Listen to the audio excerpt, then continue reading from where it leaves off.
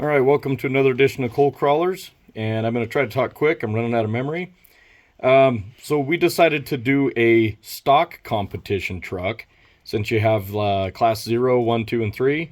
Anyway, the stock one, I just thought, well, that'd be the most challenging really because you can't do hardly anything to them. So we've done this one to the limits of the rules pretty much. We did a theme in it, so we have the murder truck going on, blood all over it. The old red rum from The Shining. And I put, the only thing that I did add that's electronic wise was I added the light kit. So if they don't like it, we'll just, we'll remove it. But, so in the stock one, you have to leave the stock motor, the stock links, the stock drive lines, stock axles, no brass diff covers. You are allowed to change the rims and tires. You are allowed to change the servo to anything that's under $30, so you're like E-Max. That's pretty much about the only one I would really consider, I guess. Tech makes actually a pretty decent little one from what I've seen, and it's pretty cheap. But with that, I had to change the servo tray just because, you know, they don't fit in the stock ones. So it doesn't say anything about location of electronics except for you must have the stock electronics. So there's stock ESC, motor, transmission has to stay stock. And then it did say, it was kind of vague on the shocks, but it said shock placement must be in stock location. So I don't know, these are the stock shocks. If you're able to put aftermarket shocks, that'd be great. I 3D printed some little rock sliders, but it says no brass. Brass is not allowed.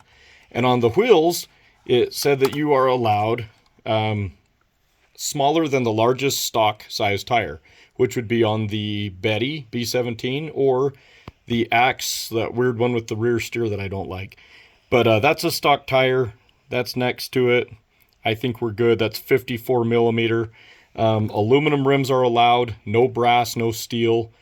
It didn't have anything that said battery size or location, so that's why we moved it up to the front.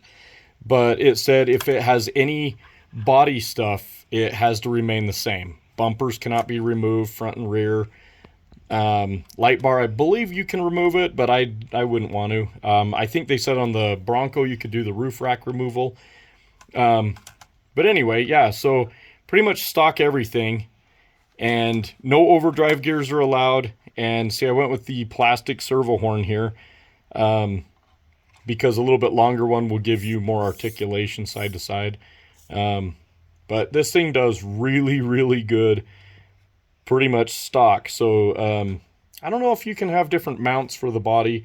I don't know, but we ended up just leaving pretty much the mounts the same. But so yeah, this is the stock comp truck.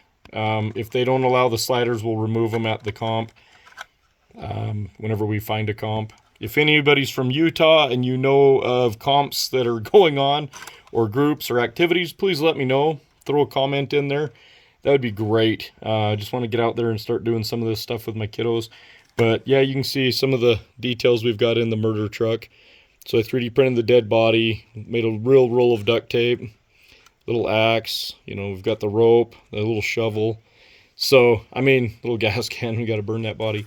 But, anyway, yeah, that was just fun. I mean, in my eyes, the Deadbolt and the C10 style, they're pretty much some of the most capable out of the box. So, you know, hey, thanks a lot for watching, and now you get to see it run. Coal Crawlers out.